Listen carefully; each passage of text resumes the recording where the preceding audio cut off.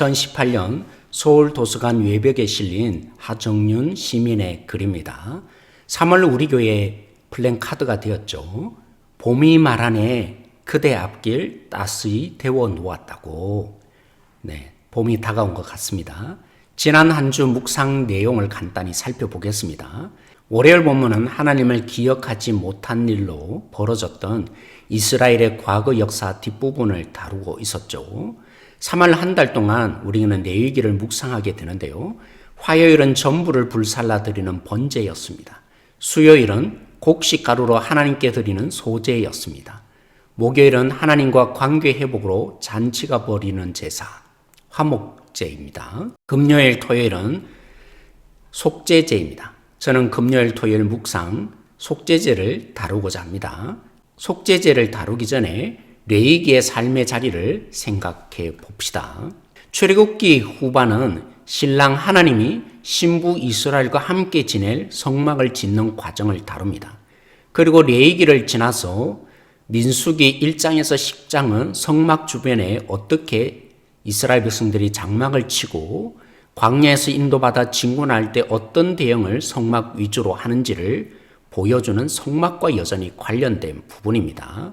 그러니까 레위기는 신랑 하나님과 사랑의 미러를 나눌 신부 이스라엘을 꽃단장시키는 장면입니다. 출애굽기 40장 34절에서 35절에 성막이 완성됩니다. 하나님이 임재하시는데 하나님의 영광에 압도되어 모세도 성막에 들어갈 수 없었습니다. 그러면 하물며 신부 이스라엘을 말해서 뭐 하겠습니까? 그러니 만날 수 있게 조치한 하나님의 배려요 은혜가 묻어있는 책이 레위기입니다. 오늘 다룰 속죄제 5대 제사 중에 하나입니다. 5대 제사는 제물을 드리자 하나님이 기뻐하시는 향기로운 냄새라는 표현이 등장하는 번제, 소제, 화목제라는 일반 제사가 있습니다. 특별히 제가 깨달아져서 드리는 제사인 속죄제와 속건제가 있습니다. 그래서 다시 제사의 성격에 따라 그려보면 다음과 같습니다. 일반 제사든 특수 제사든 5가지 제사는 모두 드려진 결과 죄가 사하여지는 면에서 공통점이 있습니다. 그렇지만 일반 제사는 자원하여 드렸던 제사였는데 그 제물의 향기를 맡으신 하나님이 기뻐하시고 죄를 사하십니다.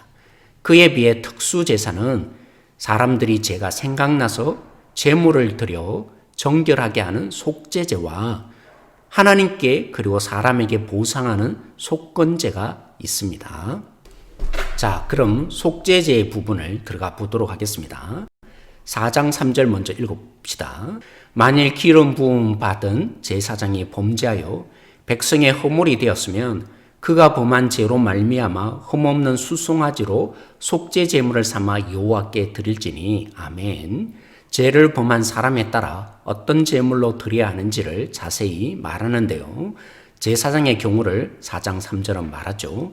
4장 6절 말씀도 읽어봅시다. 그 제사장이 손가락에 피를 찍어 여호와 앞 곧 성소의 휘장 앞에 7번 뿌릴 것이며 4가지 제사와 속죄제의 다른 점은 제물의 피에 있습니다. 속죄 제물이 어디에 뿌려지고 바르는지가 상세히 본문은 기록합니다. 자, 정리해 보겠습니다. 대제사장이나 회중의 죄는 수송아지를 속죄 제물로 바칩니다. 그 피를 성소의 휘장 앞에 뿌리고 분향단에 바릅니다. 족장의 경우는 순염소를 바치고 번제단에 피를 바릅니다. 평민은 암염소나 암양을 바치고 마찬가지로 번제단에 바릅니다. 1년에 한 차례 절기로 지키는 대속죄일에는요, 모든 백성의 죄를 위해 수송아지를 바치고 지성소에 있는 법궤에 바릅니다. 사랑하는 성도 여러분, 속죄제를 통해 무엇을 묵상할 수 있습니까? 모든 제사는 죄를 용서하는 측면이 있다고 했습니다. 그런데 오늘 본문에 따르면 속죄제는 죄로 말미암아 하나님께 죄를 용서받기 위해 드리는 제사입니다. 그런데 속죄제의 피를 바르는 부분을 통해 우리가 알 수 있는 것은 죄라는 것은 하나님을 더럽히게 됩니다. 죄로 우리만 더럽혀지는 게 아니었군요. 그리고 누구냐에 따라 죄의 오염의 농도가 달라지는 것을 볼 수 있습니다. 죄로 말미암아 영향을 받는 부분이 나타난다는 거죠. 그 영향력이 크다는 거죠. 예를 들면 그렇습니다. 교회에 대표하는 저와 같은 목사님이나 장로님이 죄를 지으면 온 성도의 마음에 영향을 주는 거죠. 죄의 삭슨 사망이라고 한 대로 생명의 대가를 지불하여 죄를 지은 우리로 말미암아 더럽혀진 하나님의 영역을 정화하는 기능이 속죄제입니다. 사랑하는 성도 여러분, 예수님이 속죄 제물이 되셔서 십자가에 달리심으로 더 이상 우리는 속죄 제물을 드릴 필요가 없어졌습니다. 하나님과 끊어졌던 관계의 단절이 회복되어 대제사장만 1년에 한 차례 들어가던 지성소를 가로막고 있던 휘장이 위에서 아래로 찢어졌습니다. 하나님께 담대히 나아가 이제 우리는 직접 하나님을 만날 수 있게 되었습니다. 그렇지만 죄 자체의 효력을 무시하지 말아야 합니다. 죄는 우리와 하나님을 더럽히는 것입니다. 특히 우리는 세상에 복덩어리지 않습니까? 우리가 잘못 살면 세상이 죄의 영향을 받아 삶맛을 잃어버리게 됩니다. 그리스도인으로 특별히 여러분을 부르신 자리가 어디입니까? 다시 생각해 보십시다. 5장 11절을 읽어보겠습니다. 만일 그의 손이 산비둘기 2마리나 집비둘기 2마리에도 미치지 못하면 그의 범죄로 말미암아 고운 가루 10분의 1 에바를 예물로 가져다가 속죄 제물로 드리되 이는 속죄제인즉 그 위에 기름을 붓지 말며 유향을 놓지 말고 5장 11절 말씀 하나님께 가장 좋은 것을 드리고 싶어도 드리지 못하는 자를 위해 비둘기 2마리도 번제로 드릴 수 있도록 하나님은 조치하셨습니다. 그러면 죄 오염된 것을 씻어 정결케 하는 자 중에 비둘기조차도 못 드리는 경제적인 여건에 있는 사람은 어떻게 속죄제를 드립니까? 그런 자를 위해서 속죄제 같은 경우에는 10분의 1 에바의 가루를 드렸습니다. 오늘 우리로 말하면 1리터 우유 2팩 정도의 가루인 거죠. 피 흘리지 않아도 되는 배려까지 하나님이 하셨습니다.